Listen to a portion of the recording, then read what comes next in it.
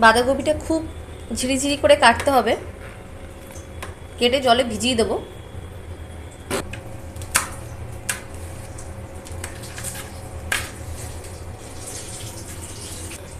একটা একটা করে বাঁধাকপিগুলো কেটে ফেলছি। বাঁধাকপিটা এখানে সিদ্ধ বসিয়েছি, সামান্য সিদ্ধ করেই নামিয়ে দেবো। আর এখানে পেঁয়াজ আদা রসুন কেটে রেডি করছি, মিক্সি করব। পেস্ট রেডি হয়ে গেছে, এবার কড়াইটা গরম বসাবো।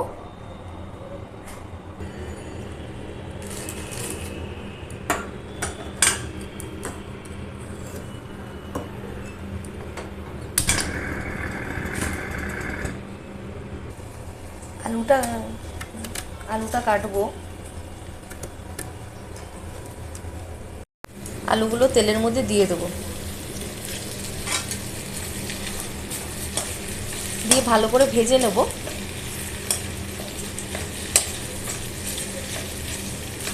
আলুটা লাল লাল করে ভাজা হয়ে গেছে।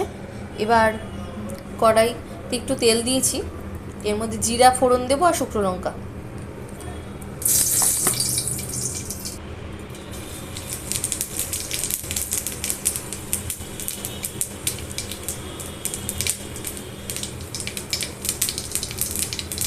এর মধ্যে মশলাটা ঢেলে দেবো, দিয়ে ভালো করে নাড়াবো।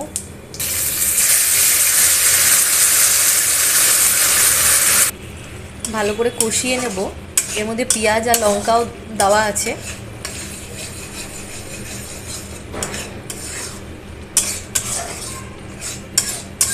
কষে গেলে এর মধ্যে হলুদ, জিরের গুঁড়ো, কাশ্মীরি মির্চ, শাহি গরম মশলা দিয়ে আরও কিছুক্ষণ সামান্য জল দিয়ে ফুটাবো।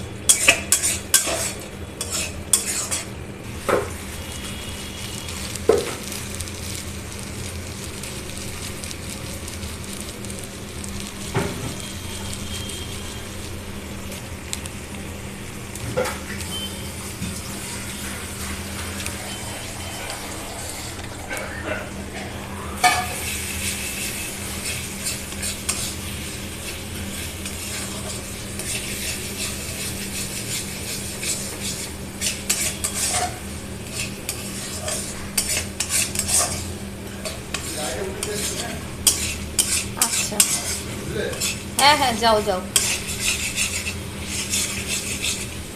মশলা দিয়ে ভালো করে মেখে নিচ্ছি।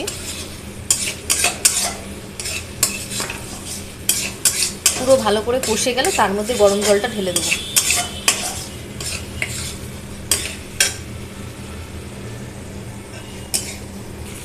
মশলাটা পুরো কষে গেছে, এবার জলটা ঢেলে দিচ্ছি।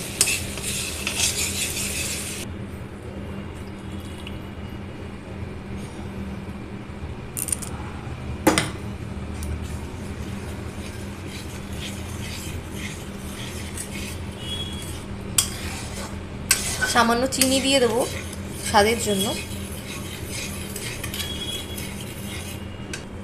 সিদ্ধ করা বাঁধাকপিটা এবার দিয়ে দেবো ঝোলের মধ্যে।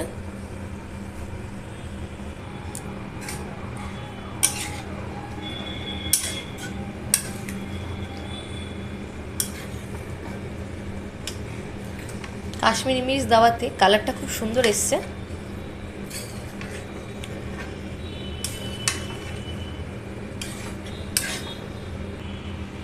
ঢাকা দিয়ে দেবো 15-20 মিনিটের জন্য, পুরো জলটা টেনে নেবে। তারপর নেড়ে চেড়ে দেখে নেব। এর মধ্যে আলু দিয়ে দিয়েছি, ভালো করে কষিয়ে নেব। তারপরে লাস্টে ঘি দিয়ে নেড়ে চেড়ে নামিয়ে দেবো।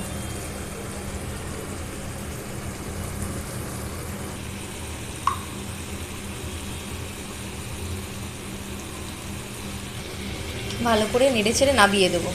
আজকের তৈরি বাঁধাকপি